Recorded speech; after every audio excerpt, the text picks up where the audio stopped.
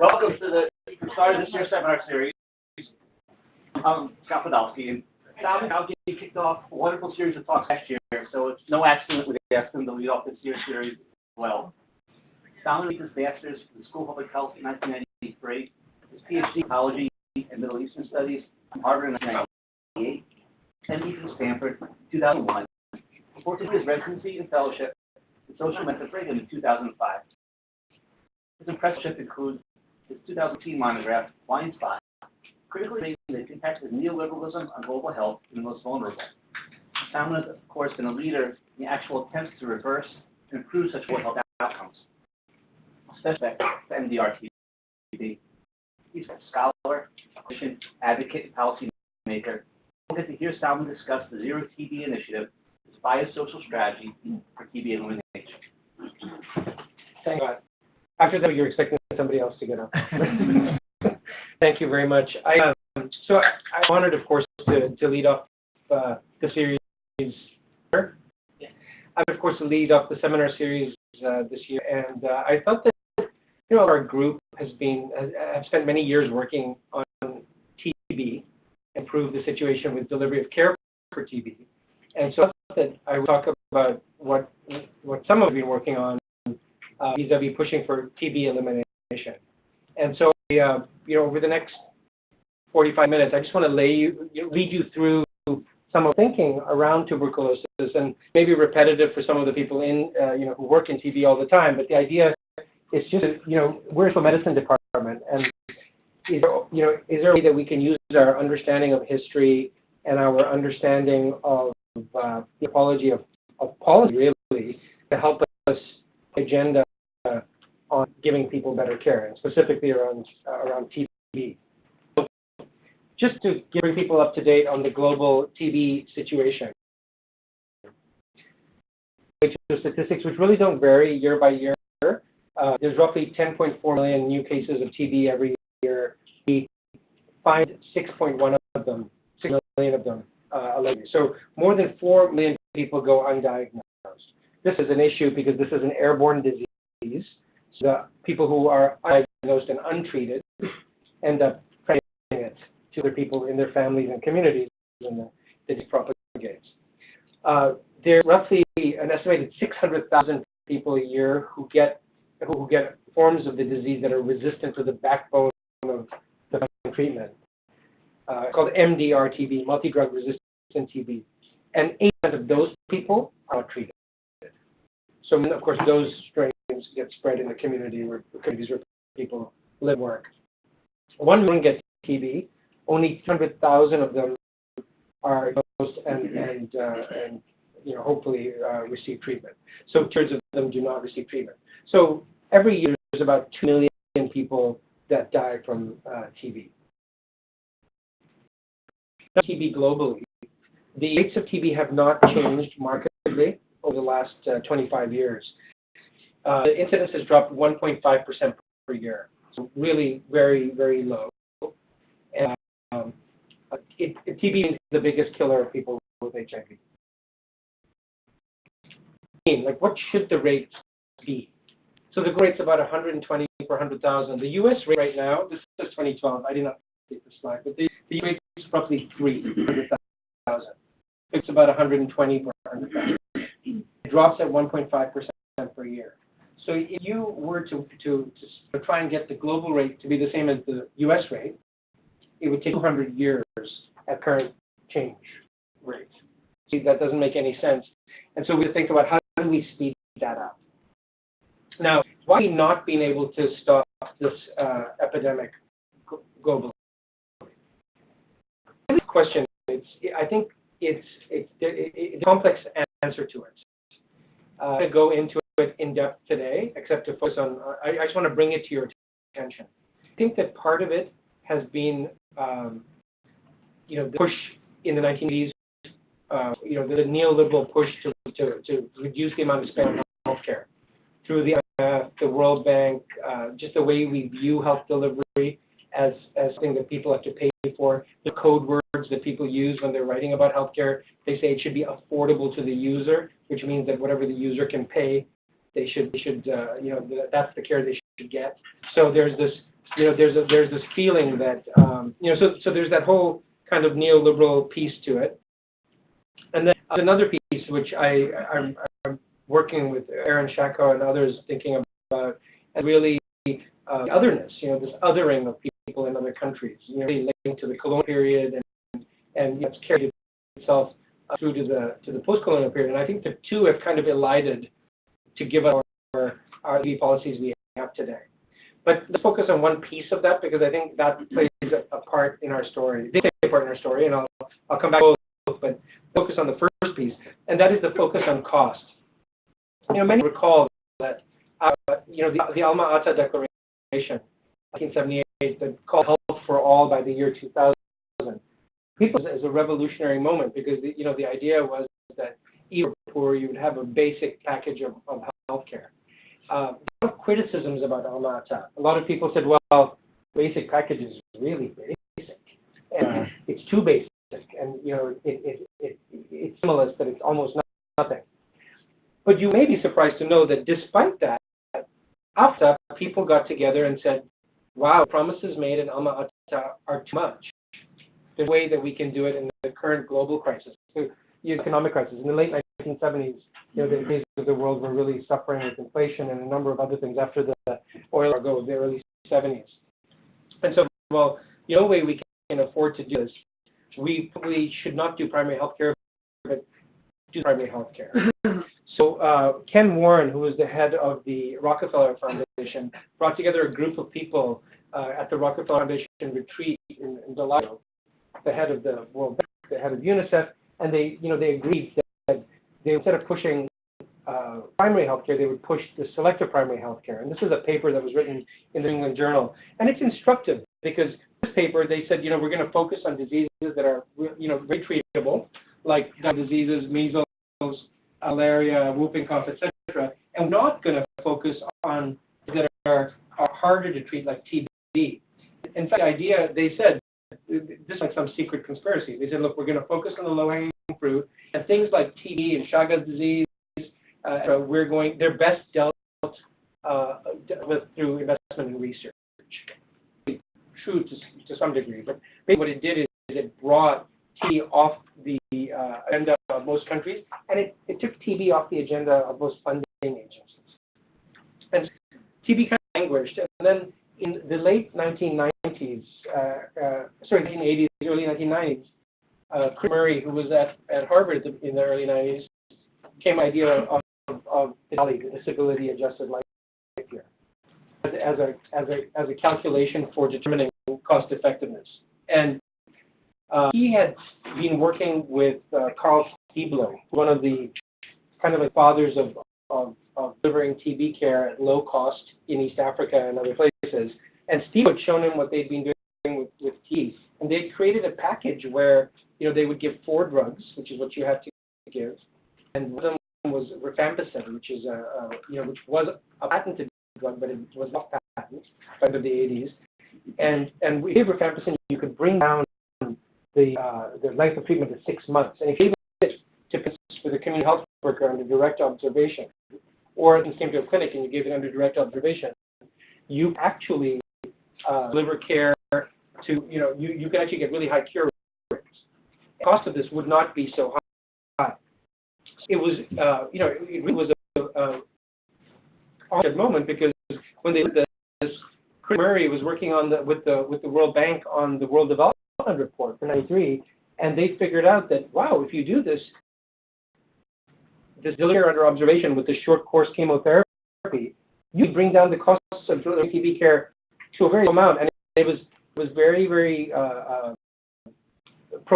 didn't involve the health system. It was almost like a vaccination, except it went a little longer. So said, they calculated the cost of this, and said it was very cost effective. In fact, one of the most cost effective interventions that somebody could do in healthcare. And Andy are working on that right now. There's a lot of debate about why it came to the fore and how it came to the fore, but the decision was made that this was going to be a very cost effective intervention. So they worked with the WHO, around making this report and bringing treating TB using well, DOTS, direct observed therapy short course, reality. So WHO declared an emergency. They said that there's a TB emergency. At that time, it was 8 to 9 million people that get every year. And then they actually said, and up to 2 billion people are actually infected with the bacteria, and 10% of them are going to reactivate. So it's a global emergency. We have to fix it, and we use DOTS. Now, DOTS was fit well into the selective primary healthcare paradigm. It was really, it fit very because it was simple, it was easy, it was low cost. And, the DOTS strategy was very simple. It had 5 big ideas. One was that you had to have political commitment from the government to do this. You had to diagnose using sputum smear microscopy. So sputum smear microscopy was a test for TB that was developed in 1882 by Robert Koch. And it was a way, basically, he figured out how to stain TB slide and look at it under a microscope. And, for a time, it was brilliant. It has a 50% sensitivity.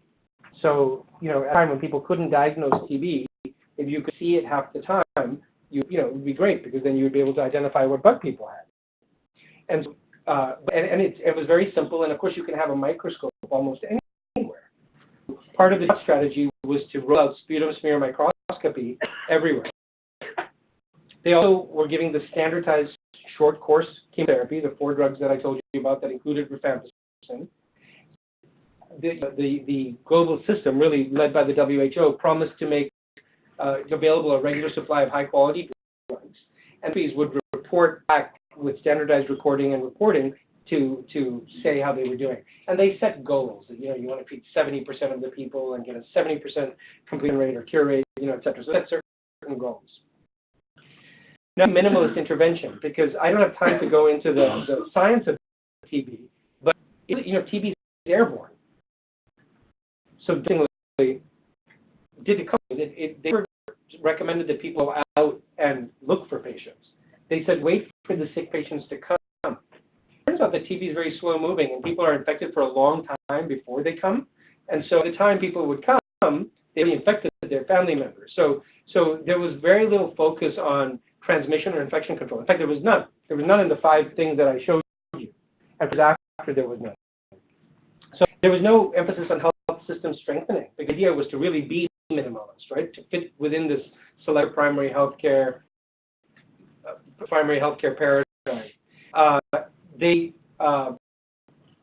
Smear allows you to see the bug half the time. So the other, you can't see it. You have an X-ray or some other test, and didn't recommend that. And you can't see if the strains are resistant. And in first drug-resistant strains showed after the first antibiotic was being used in the late 1940s. So DOTS came out in 1993. Drug resistance was a very well-known and well-understood phenomenon. In fact, we had an outbreak of drug-resistant TB in the United States, and pretty much anywhere that anybody checked if there was drug resistance, there was drug resistance. So it basically had this one-size-fits-all type approach. It lacked strategies for active case detection. So normally in a place like the United States, if somebody has TB, you go, you check their household members, you check the places that they work. It didn't have any of that. As I said, it relied on patients to come in. It didn't beat TB infection. So the WHO, in declaring their emergency, said that 2 million people were infected. And the idea would be that if you're a close contact of somebody who has TB and you don't have TB, you would get a prophylactic medicine that would help you not get TB. And it didn't include any of that. It was seen as too complicated. The idea of treating people who had this kind of so-called latent disease, it's not really latent. People who had been infected had been on since the late 1950s. And the WHO had determined in 1962 that it was 1964 that it was too complicated to do in countries because it would cost too much and they didn't have the wherewithal. They brought experts again in 1974 who came to the same conclusion. And the other experts again in 1982 who came to the same conclusion, that it was just too hard for poor countries. A lot of these things that came into DOTS, the decisions about what to leave out and what to leave in, based on science. They were based on can we keep the costs low, would it require developed health systems, or is it something that we could do really easily right now? So those were things really driving the decision making. So it lacked a lot of things. It was a very minimalist intervention, and very dots came out in 1993, right when HIV was running and killing a lot of people in Africa. And people with HIV are only smear positive about 20% of the time. The rest of the time, their smears are negative. So this approach really excluded people with HIV from being treated. Even if he's the biggest killer of people with HIV. And there's people with HIV sometimes higher rates of drug resistance for various reasons, etc. And these people were left out. People who had TB outside of their lungs, and you've probably heard of Pott's disease, where people have it in their spine and they're over, they left out. It's like one of the highest causes of infertility in the world today is TB of uterus. So people were left out. And left out children, because children have what's called postbacillary disease. They don't make a bacilli, so the smears are only positive about 20% of the time also. So this approach was not a very sound approach. And People's Department, who've been here for the last 20 years, realized that our department and our friends and colleagues, Paul and Jim, took up one piece of this, right? The whole idea of MDRTB. A lot of us trained, Carol, Mercy, and I, and others, we all trained under Dylan. We all trained under this, to figure out how to get MDRTB care to happen. The argument was that it was just too expensive. So the whole idea of cost and expense and proving that things were feasible in poor countries were one of the things that we really drove, drove this. And here, consternation. So so how in the system, I think it was around, we were asking ourselves, we started looking at this more carefully in the mid-2000s, and saying, MDRTB is one of this puzzle, and we were treating people in Russia, and saw that the Russians were doing a lot of other things. They weren't doing MDRTB. They were doing all these other things that were left out of dots. So we started asking, if we're going to gripe about the rates of TB dropping too slowly, 1.5%, what is achievable? Could we do? And we looked at the example from Alaska in the 1950s. This is Bethel, Alaska. The United States Public Health Service had gone to Bethel, and they found very high rates of TB. It's a very poor part of the country, obviously, and people had living conditions because it's very cold, so people are crowded into houses for large chunks of the year. Nutrition, a lot of things that were very similar to other places. And what the Public Health Service found out was that the rates of TB in Alaska were 2,000 per 100,000. That's 2%. Now, the U.S. rate right now is 3 per 100,000. So very, very big number. 1 in 4 infants in some areas were infected in the first year of life. And they found out that the mortality from TB was 182 per 100,000. So just talking, just in situation. And so what they did is they started building hospitals in the early 1950s. And by 1954, 1955, they started an ambulatory treatment program to treat the active cases. They noticed that after they treated the active cases and screened family members with x-rays, some of these family members would get, so they must have some sort of latent disease that's not on for various reasons. They began a randomized control trial, very large randomized control trial. I can't remember the exact numbers, but I feel like it covered 40 people in total. A randomized control trial to evaluate the use of isoniazid prophylaxis. Isoniazid was a drug that started being used for TB in 1951, and it was found to treat very effectively, except that it didn't use it with other drugs, you got resistance. They said, these guys have active disease. What if we gave them isoniazid for some period? And they tested the periods, but they said, what if we gave them for some period? Would would that prevent them from having this TB turn on?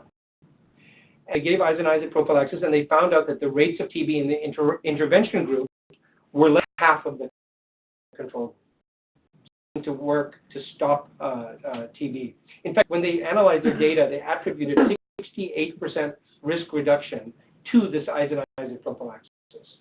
So an integral part of TB control in the United States. So that they treated active cases, of course, they screened people, and they followed people for about 20 years, and they found out that if you had actually treated them, the people in the as a group, their overall TB rates, probably linked to TB being lower in their community, were lower for 20 years.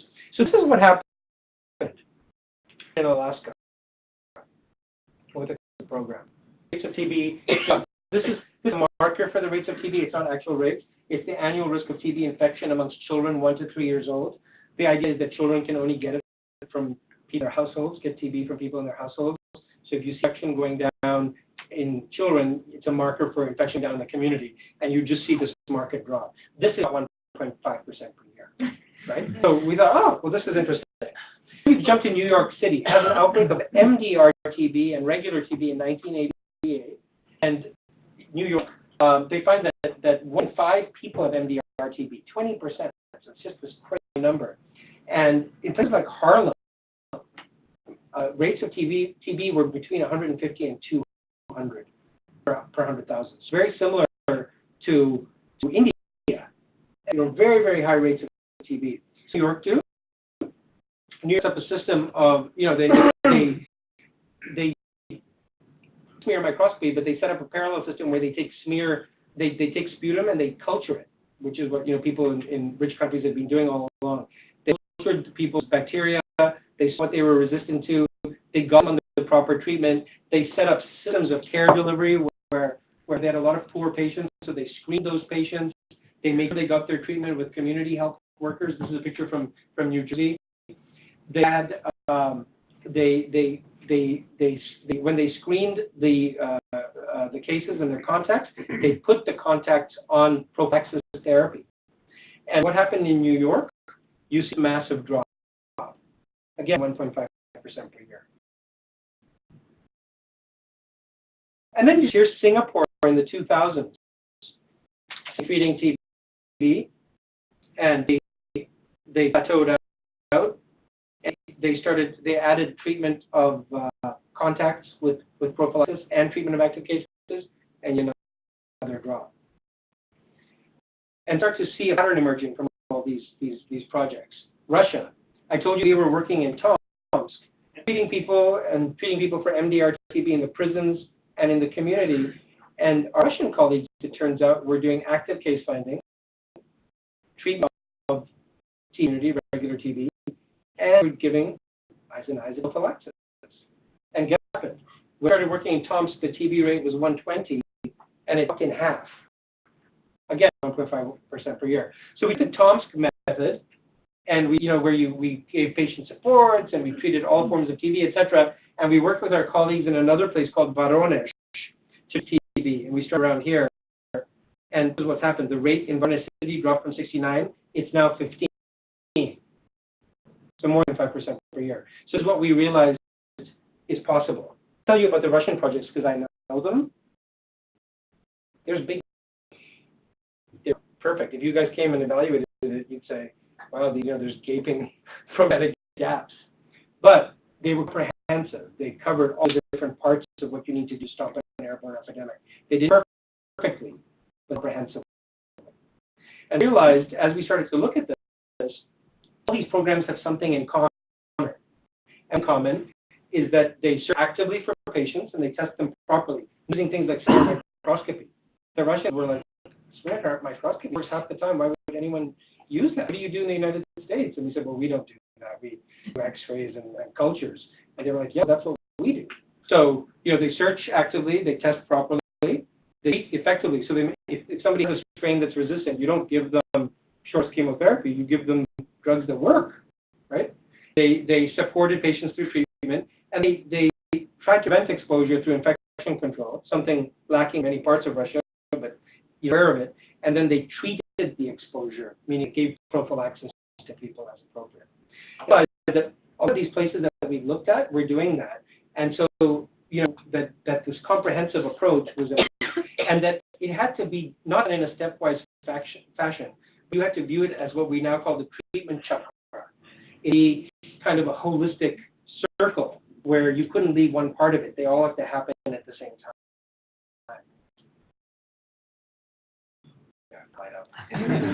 So then, so with this knowledge, we started to rethink the struggle against tuberculosis. How do we do this better? Because we're facing a lot of people concerned about cost, policymakers and donors who will only fund things that are cheap and limited, and yet we know it doesn't work for the disease. And then we're looking at these examples which I've shown you. A couple of them are ours, but many of them are from the 50s. So it's not like these are new findings. So what we did is we gathered people together in June of 2012. We were scared to talk about TB elimination. When we talked about TB elimination, people said, "Oh, you guys, you partners in health guys, or you all farmer followers, you guys are crazy."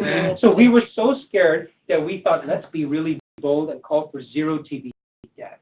Okay. The reason we did that is because in Tomsk, when we started treating people in the prisons, within 2 years we saw the death rate drop to zero.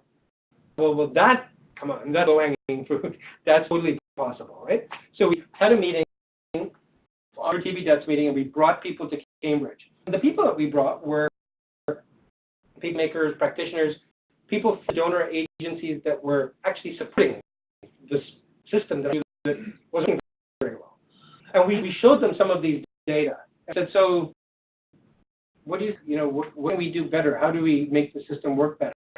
And they, at the end of days of really thinking and talking and breaking into working groups, they said, well, it seems like globally we're not using the right epidemic control strategy. We have a good biological strategy, and we're focusing on just the patient, but patients live in a community, right? Of intervention, by just focusing on the patient isn't right.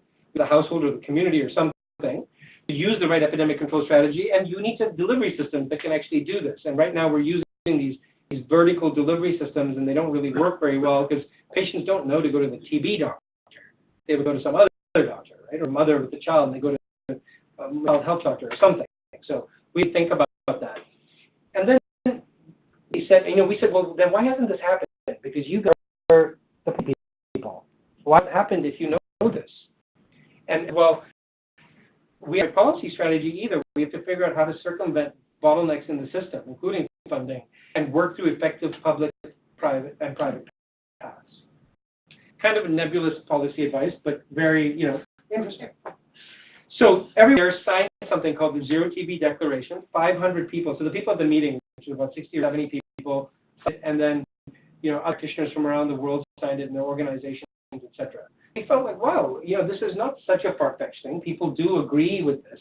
How do we actually make this happen? How do we get to the correct biological strategy?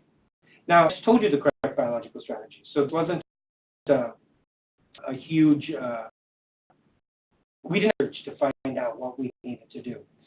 Around the time we had been sitting, I think Jim Kim was at Dartmouth, and Jim Howard and some of us had met, for talking about how, this is such we need to do, but we're unable to do it.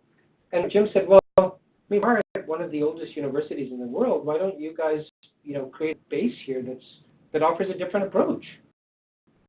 I think this was in 2008 that Jim said this.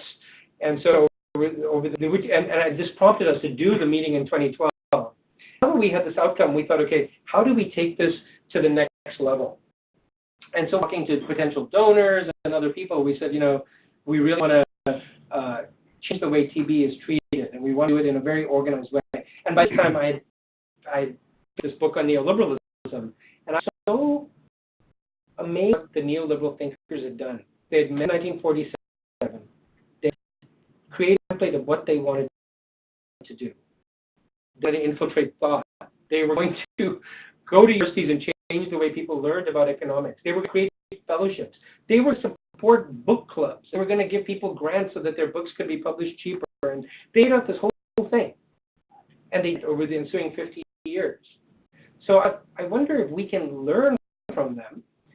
Could actually try to have some strategy where we the terms of this game. It's going to be hard. We don't have the money that the neoliberals had, because obviously they had large businesses behind them. But could we really do something? And around the same time, a former student of ours that had been in W25 was working for Johnson & Johnson.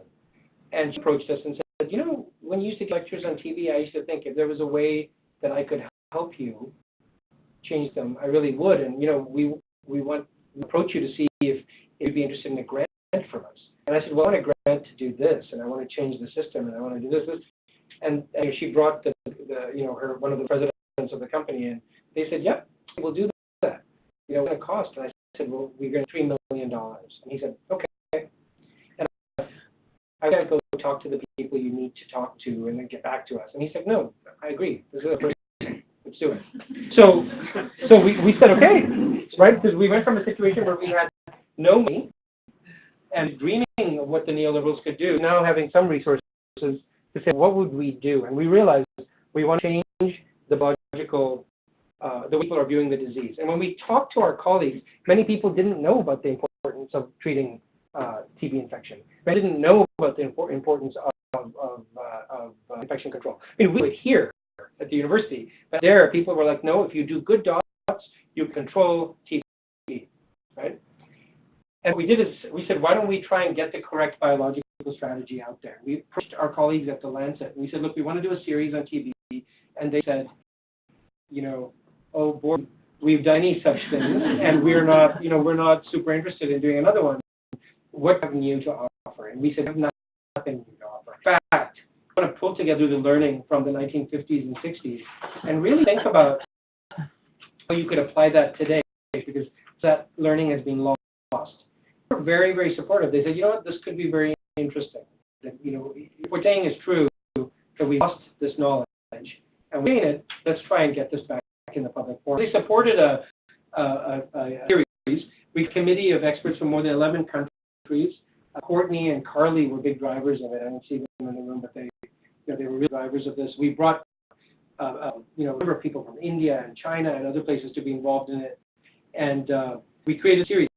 We call the series "Getting to Zero TB Deaths," and the Lancet people said, "This isn't to zero. This is about TB elimination." And so they called the series "How to Eliminate Tuberculosis." And what's really interesting is that I just go through what we talked about, because this really lays the foundation of what we were thinking, how we change what we were doing. Was we said you really have to do active case finding, and you have to use your resources properly. Use data for decision making. This idea, if you look at a place like India, when you talk to people, they say, oh yeah, India's rates of drug-resistant TB are 2%, right? And if you talk to somebody from Mumbai, it's 25%. So you put the means that can tell you that you have drug-resistant TB in Mumbai, you don't have it in the backwoods of somewhere that doesn't have it. So you really have to use local data very carefully to target your intervention. And Ted Cohen was here at the time, and it really mapped out, Helen Jenkins had mapped out, a series of countries where, if you actually focused, you could stop the epidemic. And so we had a paper on that. We had a paper on the importance of active case finding. It sounds silly to actually tell people. Some of you have gone to medical school. It's silly because you learn for any disease, but it had to be brought back to the fore of TB. And that if you looked in households, you had TB rates of 1,000 to 5,000 per 100,000, 1 to 5%. Looked at the places where patients sought care, like hospitals and outpatient facilities, 5 to 10%.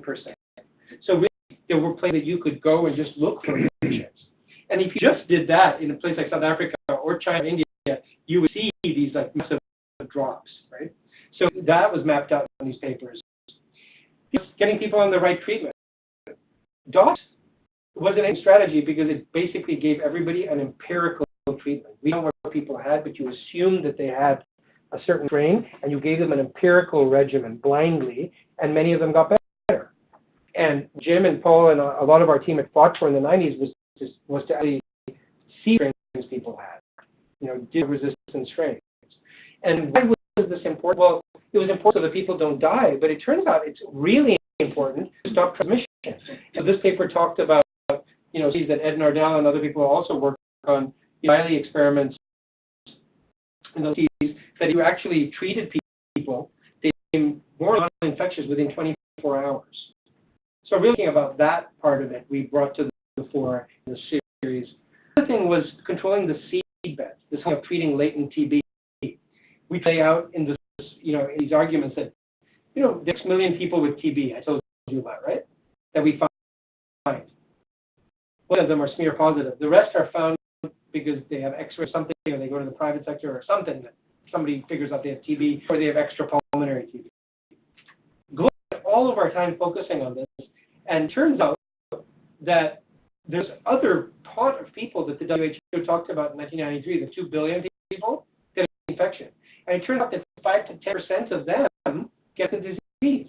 So if you don't treat the latent disease and you just focus on this, you're missing a huge, huge pool of people that are contributing to the ongoing epidemic. So we talked about that.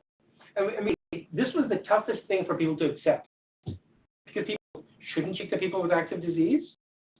Well, the answer is yes.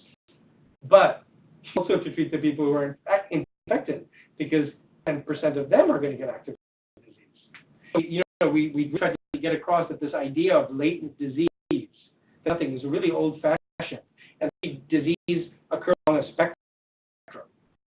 Actually, some people are, disease isn't going to rise up, and some people, somewhere on the spectrum, have mild simmering disease on an ongoing basis. We talked about in this paper, Jason led the paper, we talked about, this weapon in Alaska. Alaska was one piece of information. There were 11 randomized controlled trials looking at giving prophylaxis, and 12 giving prophylaxis to people with HIV and TB, who had been exposed to TB. So there was no dearth of information. So this paper really laid out that argument. And then about the importance of giving patients supports, really trying to change the fact that TB is a disease of poverty, and how you do that. If you look at TB rates in the U.S., they started declining before antibiotics were available. They picked up in the war years, of course. They really have to do with standard of living and access to food and a bunch of other things. And they up in the war years because of standard of living and access to food and things like that. So they started looking at examples of things like Brazil. These are global rates of TB. Brazil, it's dropped 50%. It's about 4.5% per year. Why? Well, it turns out Brazil created a program called Bolsa Familia, which brought 35 million people out of poverty. So we really, in this series said you can't do a biomedical approach. You really have to think about how you're going to help these families, which transfers and other things. So really, and we were the only ones thinking this. It turns out that our colleagues from the WHO have written this. They practice within scientific papers showing they've modeled that if you keep doing what we're doing, this is what it looks like. If you just make some risk factors, that's what you get. If you treat active TB, you get this curve, which is what we sing for. If you treat TB, you get a steeper curve. And both, you get a massive drop. Right? So we realized that that's what we're telling the world to do, to move from here to here. Okay? That was the biology of it. Bringing complexity out there, and we did a bunch of material from this. And then, how do we get the correct political strategy? Because that's like piece of information. And so how do we subvert the system that doesn't allow this to actually happen? And we decided, first let's have the area of moral clarity around here, right? Area was that health is a human right. And trying to look at what's happened over the last 30 or 40 years in TB, you've seen divergence of policy. There's a for people in rich countries, mostly of European descent, and there is a policy for people in poor countries, who are usually people that come from the colonies. Start to look at these policy divergences. It actually starts in the 1950s. Christian Macmillan, a historian at UB, has written about this, and it's really interesting to look at data.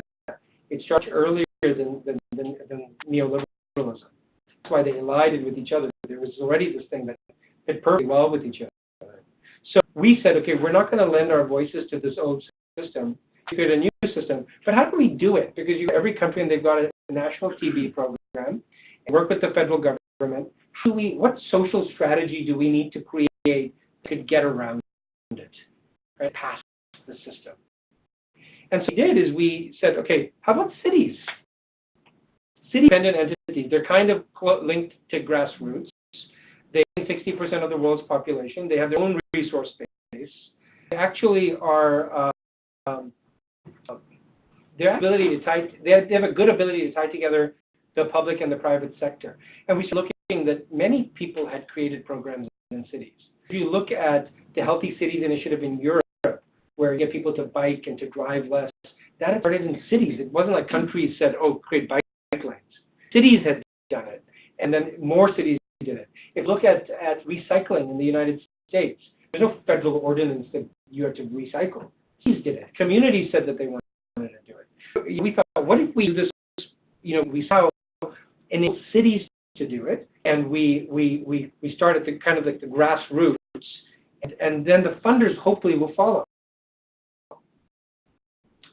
The 6 countries that had the largest burden of disease worldwide, and we realized that there's a lot of people that live in their cities. China, 56%, Indonesia, 54%, Nigeria, 48%. So really, you could make a